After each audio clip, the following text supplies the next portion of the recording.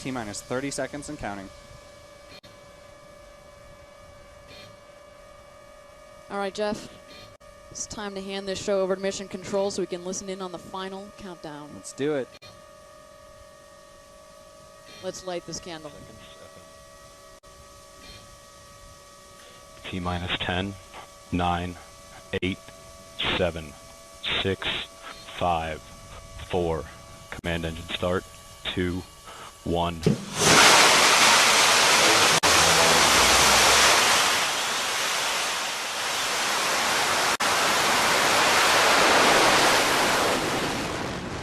And S4 has cleared the tower.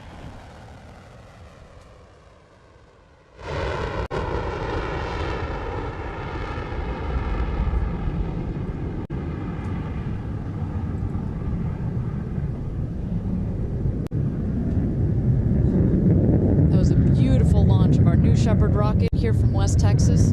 You're watching live. 5,000 feet and climbing.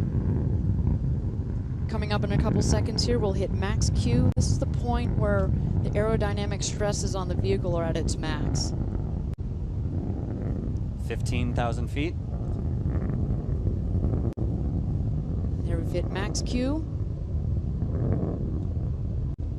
We're about to go supersonic, meaning we're breaking through that sound barrier right now.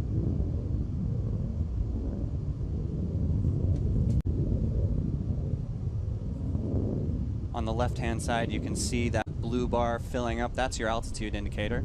You can see we still have a long way to go to get to space.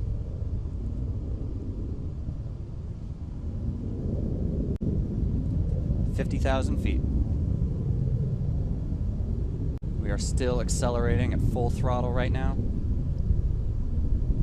Looks like a beautiful burn on that BE3 engine. You got a nice shot right there. You don't see much of a plume with this engine, and that's because the propellants are liquid hydrogen and liquid oxygen. So it's actually a very clean burn. We've now passed Mach 2. 100,000 feet, about 30 seconds away from main engine cutoff, or MECO.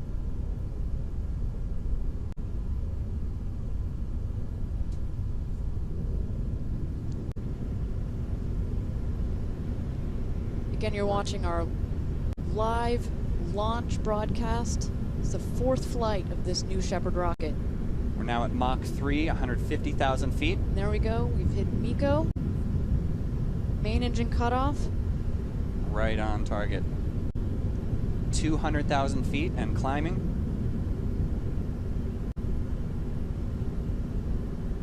Separation should be coming up shortly.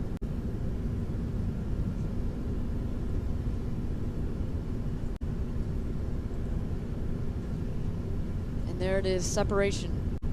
Separation confirmed from both vehicles.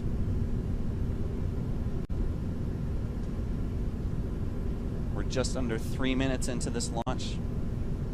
So now they're cruising as 2 individual crafts. They're going to keep heading up towards apogee. You can start to see the 2 bodies right there in your view. The crew capsule is the one to the slight right, and the booster is on the left there.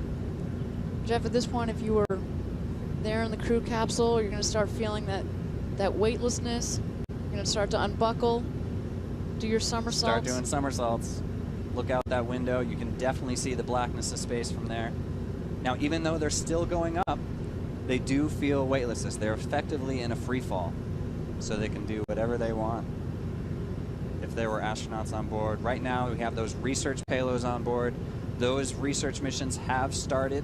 They're probably getting some great data right now. You get some really clean micro Gs with the trajectory of our new Shepard rocket. Several minutes of micro G, which really you can't get any other way unless you get up here. All right, we've hit apogee. 331,500 feet for the apogee.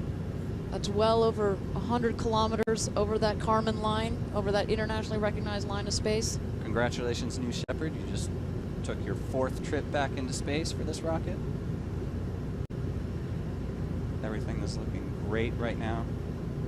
At this point, that booster and the crew capsule are going to start descending. Yep, they're already on their way down. It's still a weightless environment, though. They have not really hit the atmosphere, so they can still do their experiments.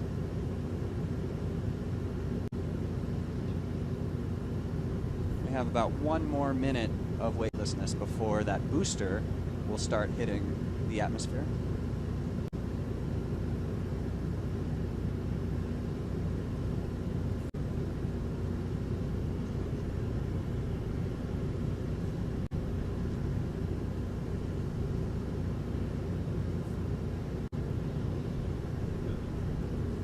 Booster's at 240,000 feet on its way down. You can see that speed indicator is really climbing up. It is definitely accelerating back towards the ground.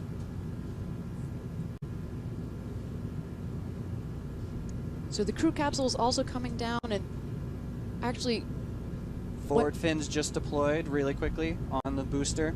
what might be slightly counterintuitive to our audience is the peak Gs that you get while an astronaut in that crew capsule comes during descent. You're going to peak at about 5 Gs just momentarily. Very briefly. The booster's actually hitting its pierce point. It's about to re-enter the atmosphere. This is the point where it can actually start steering back to that landing pad. It's using those aft steering fins to guide its way back. You can definitely see that those wedge fins have been deployed. Again, that's adding stability to the rocket, makes it want to come down naturally. It's slowing upright. down now. You might be able to hear a sonic boom coming back as it dives back down through the sound barrier. 30,000 feet altitude. Those drag brakes should be deploying soon. There they go. You can see them. Nice and clean. Watch how it's cutting that speed.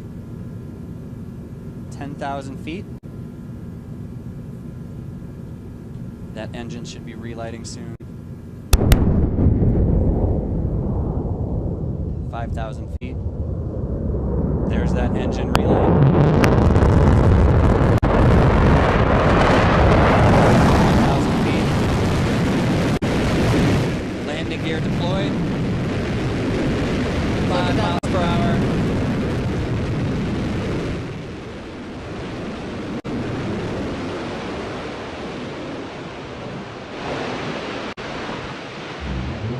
Another picture-perfect landing for New Shepard rocket booster.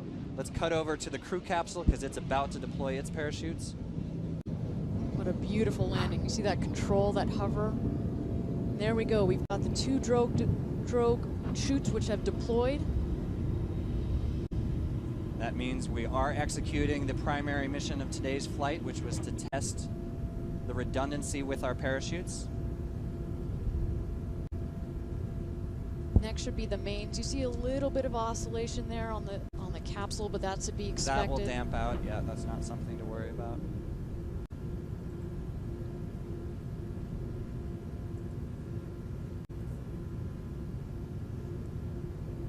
That crew capsule is about 14,000 feet right now. Again, you're watching a live launch and landing of the New Shepard vehicle. This is the 4th time that it's gone into space and landed. We're just waiting for our crew capsule to descend here. We're testing a 1 chute out. Those main parachutes should be deploying soon, and that should help with the coning that you see, that kind of oscillation. There go the main parachutes. You can see how it's damped out nicely. And those 2 parachutes are inflating right now. You can see that the speed has dropped down to just 20 miles an hour. Full inflation on both of those. Beautiful. There's almost no motion with that crew capsule anymore. That's a great ride. There you see the hills of West Texas there in your background. If you're an astronaut coming down, you're going to see the Earth coming back at you. It's 1,000 feet off the ground. There's going to be that retro rocket system that fires just in the last second before touchdown. Keep in mind it does kick up a lot of dust here in the West Texas desert. It looks like a hard landing, but really it just is a soft, pillowy touchdown at about 1 or 2 miles an hour. And that's coming up in about 15 seconds. We should see that happen. 10 seconds to touchdown.